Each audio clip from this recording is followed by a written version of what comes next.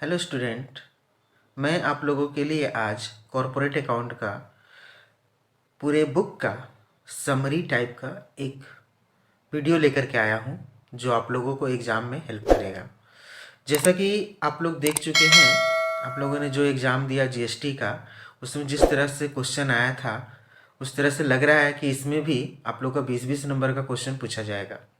तो उसके हिसाब से मैंने कुछ ट्राई किया है कि आप लोगों के लिए कुछ फास्ट ट्रैक में अकाउंट्स कॉरपोरेट अकाउंट्स का कुछ तैयारी करवा दूँ। तो उसके लिए मैं कॉरपोरेट अकाउंट्स का लेकर के आया हूँ। तो आप लोग से ये रिक्वेस्ट है कि आप लोग वीडियो को पूरा देखें, स्किप ना करें, क्योंकि स्किप करने से कुछ इम्पोर्टेंट्स बातें जो होती है वो छूट जाती है।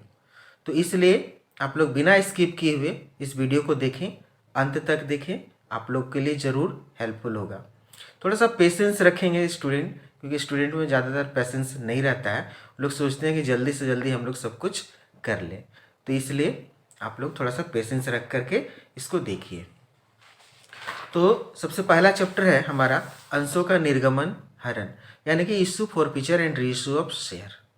तो जैसे कि इसमें बोला गया है कि इसमें क्वेश्चन आ सकता है कि अंश क्या है, अंश कितने प्रकार के होते हैं, क्या अंशों को जब्त किया जा सकता है, और जब्त किए हुए अंशों को हम कितने में निर्गमित कर सकते हैं, क्या उसका निर्गमन कटौती पर या जितना हरण किया गया है उससे कम पर किया जा सकता है या नहीं। तो इसमें सबसे पहला जो क्वेश्चन है, कंपनी का अर्थ क्या है और कंपनी की पूंजी, और उसमें हम लोग देखते हैं शेयर। तो सबसे पहले इसमें शेयर, तो कंपनी की जो पूंजी होती है उसको जब छोटे छोटे हिस्सों में बांट दिया जाता है तो उसी को हम लोग कहते हैं शेयर।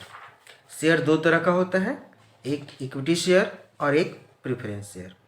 प्रेफरेंस शेयर ऐसा शेयर होता है जिसे पूर्वाधिकार प्राप्त होता है और उसको सबसे पहले प्रॉफिट में हिस्सा दिया जाता है और उसका जो परसेंटेज होता है वो निर्धारित होता है। इसके बाद है शेयर कैपिटल। तो शेयर कैपिटल को बांटा गया है जिसे authorised capital, issued capital, subscribed capital, called up capital, uncalled capital, paid up capital. इसके बाद है रिजर्व कैपिटल और कैपिटल रिजर्व। इसके बाद आप लोग जो इसमें तैयारी करेंगे उसके लिए आप लोग देख लीजिएगा, जैसे इसका जर्नल एंट्रीज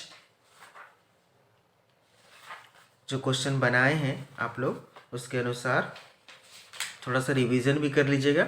उसके लिए मैं कुछ यहाँ पर आपको एग्जाम्पल में बता दे रहा हूँ। एग्जाम्पल नंबर 6 आप लोग देखिएगा। एग्जाम्पल नंबर 6 ये है, इसको आप लोग थोड़ा सा रिवाइज कर लीजिएगा। इसके बाद हमारा दूसरा क्वेश्चन है एग्जाम्पल नंबर इलस्ट्रेशन नंबर 10 जो यहाँ पर दिख रहा होगा आप लोग को स्क्रीन पर। तो इस क्वेश्चन की भी तैयारी कर लेंगे, मतलब थोड़ा सा रिवाइज कर लीजिएगा।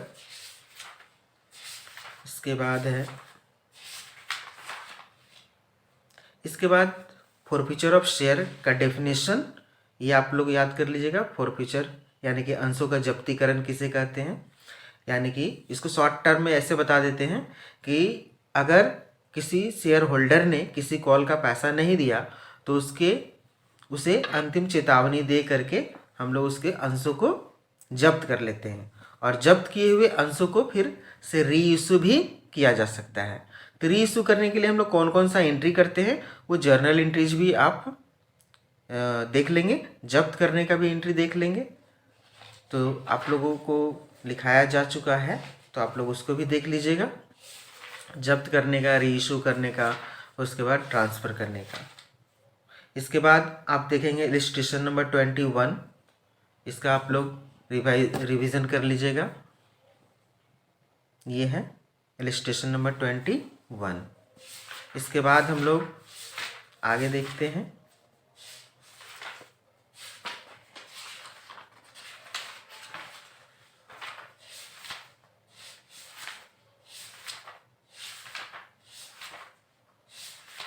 क्वेश्चन में आप लोग देखिएगा, जिसे issue of share consideration other than cash, इसको आप लोग देख लीजिएगा कि कैश के मतलब बदले हम लोग जैसे एसेट्स खरीदते हैं, और एसेट्स खरीदने के बदले में हम लोग जो शेयर इशू करते हैं वो। इस चैप्टर में आप लोग के लिए इम्पोर्टेंट हो सकता है जो फॉरफीचर ऑफ शेयर है, री इशू है, उस तरह का क्वेश्चन को आप लोग रिवीजन कर लीजिएगा, वो आप लोग के लिए इम्पोर्टेंट हो सकता है। इसके बाद अधिकार अंश क्या है, ठीक है, इसका डेफिनेशन थोड़ा सा आप लोगों को बता दे रहे हैं। अधिकार अंशों का निर्गमन विद्यमान अंशधारकों को कंपनी में अतिरिक्त नए अंशों को एक निर्धारित भावी तिथि पर बाजार मूल्य से कम या अधिक पर अभिदान या क्रय करने के लिए आमंत्रण है। यानी कि वैसे साधारणतः अधिकार अंश कटौती पर ही निर्गमित किए जाते हैं, परंतु भारत में स्वैट इक्विटी अंशों को छोड़कर अन्य कटौती पर निर्गमित नहीं किया जा सकते हैं। मतलब कि अभी जो रूल लागू है उसके अनुसार आप शेयर को डिस्काउंट पर इशू नहीं कर सकते हैं, लेकिन एक स्वैट इक्विटी शेयर जो है उसको आप कटौती पर इशू कर सकते हैं। तो अधिकार अंश मतलब कि ये वित्त प्राप्त करने के लिए अंशधारक जो हमारे पहले से शेयर होल्डर होते हैं उन्हीं को निर्गमित किया जाता है। इसके बाद इसमें एक क्वेश्चन और है जो आप लोग को थोड़ा सा याद कर लेना है, और वो है बोनस शेयर। बोनस शेयर का अर्थ क्या होता है? तो यहाँ पर जैसे दिया गया है कि जब किसी कंपनी के पास पर्याप्त मात्रा में संचय तथा लाभ एकत्रित हो जाते हैं तो कंपनी अपने अंशधारियों को बोनस अंश निर्गमित करती है। यानी कि कंपनी के पास रिजर्व और प्रॉफिट बहुत ज़्यादा मात्रा में हो गया तो कंपनी क्या करती है, उसको बोनस शेयर के रूप में अपने अंशधारियों को ही इशू कर देती है। और इसका इशू कैसे किया जाता है वो जैसे लिखा है यहाँ पर कि बोनस अंश कंपनी के विद्यमान अंशधारकों को स्प्रिक निर्गमन द्वारा निर्गमित किया जाता है। निर्गमित अंशों को प्राप्त संख्या इस बात पर निर्भर करती है कि बोनस निर्गमन के पूर्व अंशधारकों के पास कितने अंश थे। सामान्यतः बोनस अंशों का निर्गमन के पूर्व निर्दिष्ट संख्या में धारित अंशों के लिए एक बोनस अंश दिया जाता है। जैसे मान लीजिए उदाहरण के लिए दिया है कि किसी के पास 4 शेयर है तो इसको इस तरह से कहा जा सकता है 1:4, यानी कि 4 शेयर के बदले उसको 1 शेयर बोनस के रूप में दिया जाएगा। तो बोनस अपने अंशधारकों को ही दिया जाता है अनुपातिक आधार पर। तो ये होता है बोनस शेयर। इसके बाद हम लोग आते हैं अगला चैप्टर। उसके बाद आप लोग पढ़ेंगे डिवेंचर। डिवेंचर यानी कि ऋण पत्र। ऋण पत्र क्या है, ठीक है, तो यहाँ पर जैसे दिया गया है कि ऋण पत्र दीर्घकालीन ऋण अथवा दीर्घकालीन वित्त प्राप्त करने का एक महत्वपूर्ण स्रोत है। सामान्य शब्दों में ऋण पत्र से हमारा आशय उस प्रपत्र से है जो ऋण का निर्माण करता है। ऋण पत्रों में एक निश्चित प्रतिशत से ब्याज होता है और वे एक विशिष्ट अवधि के बाद शोधनीय होते हैं, मतलब पैसा वापस कर दिया जाता है। एक सिंपल सा अगर डेफिनेशन अगर इसका हम लेते हैं तो यहाँ पर हम ले सकते हैं कि ऋण पत्र ऋणदाता तथा कंपनी के बीच में एक अनुबंध पत्र या प्रमाण पत्र होता है जिसके अनुसार कंपनी लिए हुए ऋण को ब्याज सहित भुगतान करने का वादा करती है। यानी कि अगर हम किसी से लोन ले रहे हैं तो उस लोन के बदले में हम उसको जो प्रमाण पत्र देते हैं वो हमारा ऋण पत्र कहलाता है। यह एक प्रकार के ऋण प्राप्ति की रसीद या प्रमाण पत्र है जिसमें ऋण संबंधी सभी शर्तें दी गई होती हैं, जैसे ऋण राशि, ब्याज की दर, भुगतान की किस्तें, इनकी अवधि, ऋण के लिए बंधक या जमानत आदि। ऋण पत्र में कंपनी का ऋण स्टॉक, बॉन्ड, अन्य प्रतिभूतियां शामिल रहती है, चाहे इनका कंपनी की संपत्तियों पर प्रभार हो या नहीं, यानी कि मॉर्गेज है या नहीं, तो उसके आधार पर ये ऋण पत्र हुआ। तो इसका थोड़ा सा डिफिनेशन आप लोग पढ़ लीजिएगा। उसके बाद इसमें आप लोग जो क्वेश्चन करेंगे उसके लिए मैं बता दूं आप लोगों को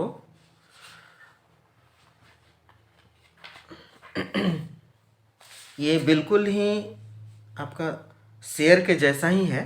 शेयर में हम लोग लिखते हैं शेयर, इसमें लिखते हैं डिवेंचर, उसी के जैसा है। लेकिन आप लोग को इसमें कोलैटरल सिक्योरिटी एक्ट जो बताया गया था क्वेश्चन नंबर 9 वो आप लोग देख लीजिएगा, क्वेश्चन नंबर 9। इसके बाद आप देखेंगे क्वेश्चन नंबर 10। ये 2 क्वेश्चन आप लोग देख लीजिएगा। इसके बाद हम लोग आते हैं नेक्स्ट चैप्टर की ओर। कंपनी के अंतिम खाते। कंपनी के अंतिम खाते से आप लोगों के लिए इम्पॉर्टेंट होगा ये बैलेंस शीट। इसमें जो बैलेंस शीट दिया गया है ये आप लोग के लिए इम्पॉर्टेंट है, तो इसलिए इस बैलेंस शीट को आप लोग याद करके जाइएगा। इसका फॉर्मेट आ सकता है, इस फॉर्मेट को आप लोग लिख दीजिएगा। इसके बाद हम लोग नेक्स्ट चैप्टर में आते हैं। थोड़ा सा फास्ट ट्रैक में कर रहे हैं, इसलिए आप लोग को जल्दी जल्दी बताया जा रहा है, क्योंकि आप लोग के भी पास टाइम नहीं होता है, आप लोग उतना पेशेंस रख के नहीं देख पाते हैं। ठीक है, इसके बाद है गुडविल। गुडविल चैप्टर से ख्याति।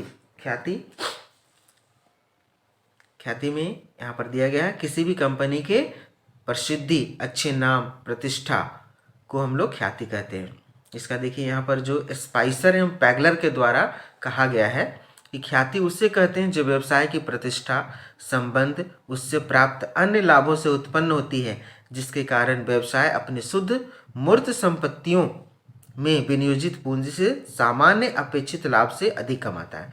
यानी कि नॉर्मल प्रॉफिट, मतलब कि एक बिजनेस है जो चल रहा है, नॉर्मली उन्होंने अनुमान लगा लिया कि हमारा बिजनेस में इतना प्रॉफिट होना चाहिए।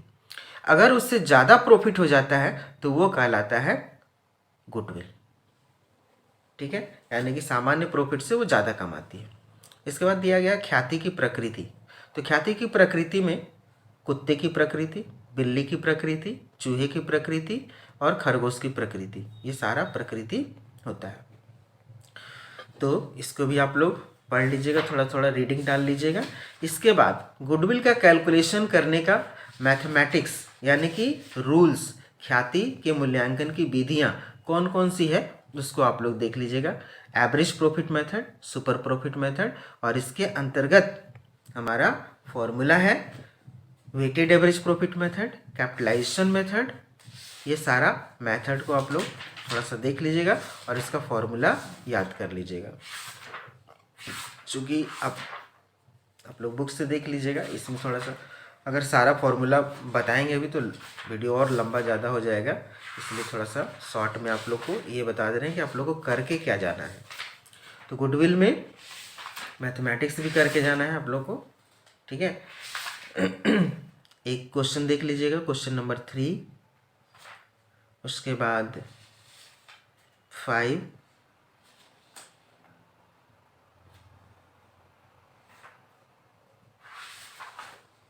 उसके बाद देख लीजिएगा 13। यहाँ पर मैं ये बता दूं कि आप लोग का लॉन्ग क्वेश्चन जो आएगा वो cash flow statement, holding company, share, amalgamation, reconstruction, इन सभी से आप लोग का लॉन्ग क्वेश्चन आएगा।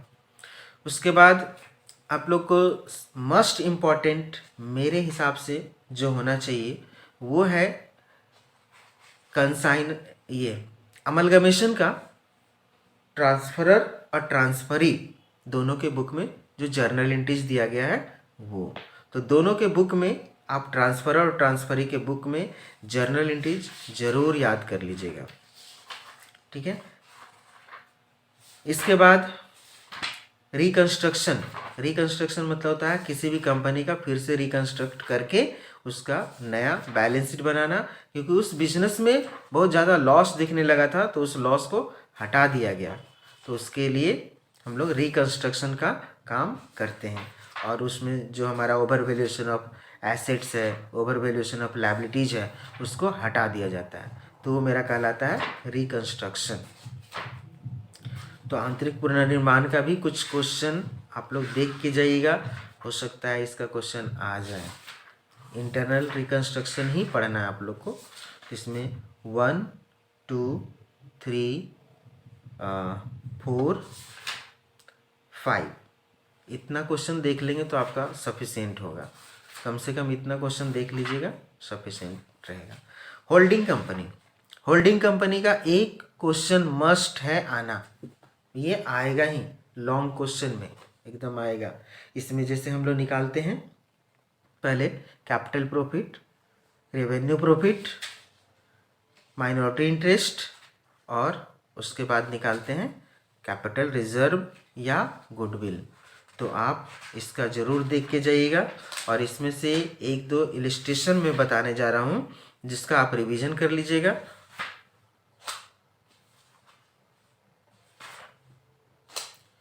इलस्ट्रेशन नंबर है 4।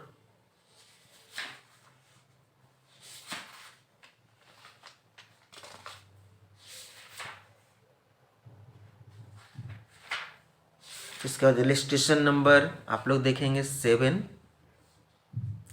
देख लीजिएगा।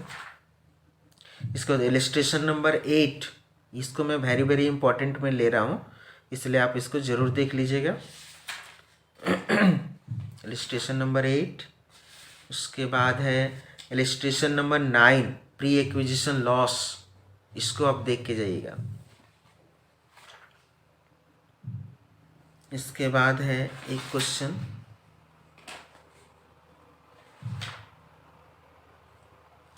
इलस्ट्रेशन नंबर 13, ये भी मैं वेरी वेरी इंपॉर्टेंट में ले रहा हूँ, इसलिए आप इसको भी ज़रूर देखिएगा बना करके, ठीक है।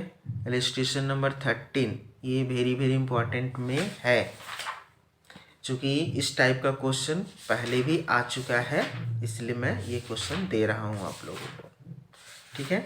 उसके बाद एक है इलस्ट्रेशन नंबर 16, इसको भी आप लोग पढ़ के जाइएगा। Illustration number 16। इसके बाद हम लोग आते हैं cash flow statement.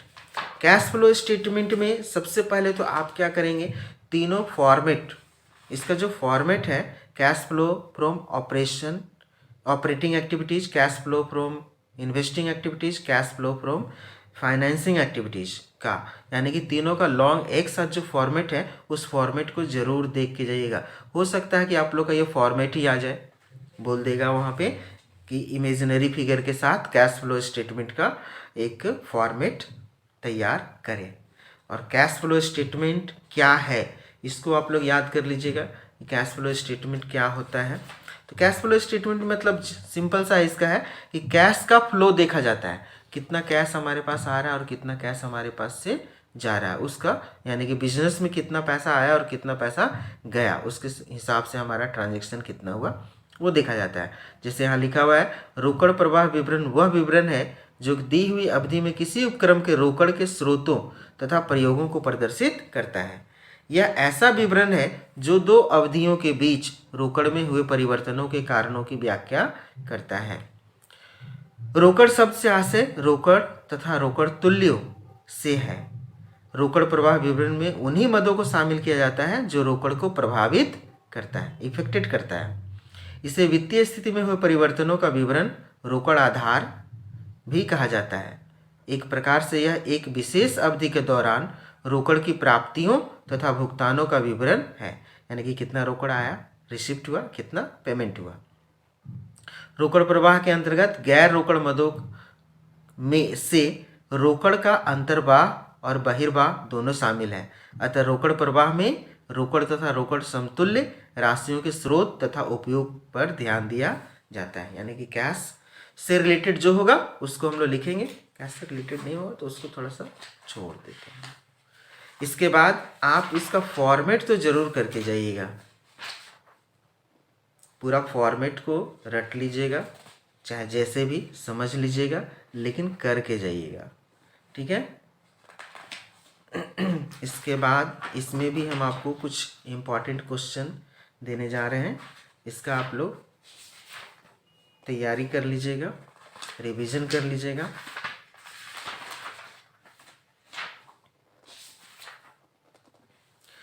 Illustration number है 13, इसको आप लोग देख के 13 नहीं 10, इलस्ट्रेशन नंबर 10, गलती से 10 नहीं 13 निकल गया था 10, इलस्ट्रेशन नंबर 10।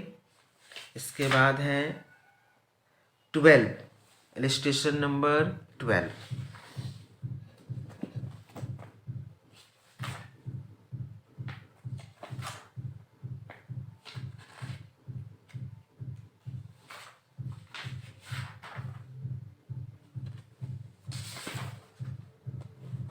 ये फॉर्मेट है, इस फॉर्मेट को आप लोग देख लीजिएगा।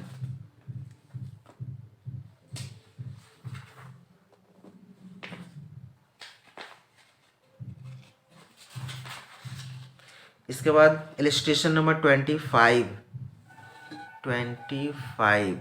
ये क्वेश्चन है, इसको आप लोग रिवीजन कर लीजिएगा। इसके बाद एक दो क्वेश्चन और है। इलस्ट्रेशन नंबर 27, इलस्ट्रेशन नंबर 27, इसके बाद कुछ क्वेश्चन से आप लोग बना लीजिएगा।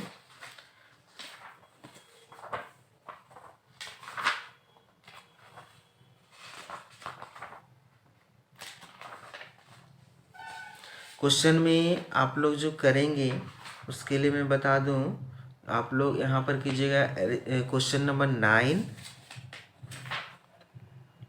उसके बाद आप लोग करेंगे 21, 23,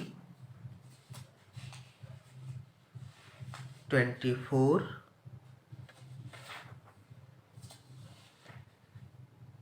इसके बाद एक क्वेश्चन है 28। इतना क्वेश्चन आप लोग कर लीजिएगा तो आप लोग का तैयारी ठीक से हो जाएगा और आप लोग वहाँ पर लिख करके भी आ सकते हैं।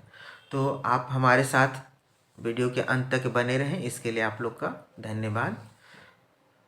और आप लोग का एग्ज़ाम अच्छा जाए, यही कामना है हमारी। और आप लोग को वीडियो कैसा लगा इसके लिए आप लोग कमेंट ज़रूर करेंगे। थैंक यू, धन्यवाद।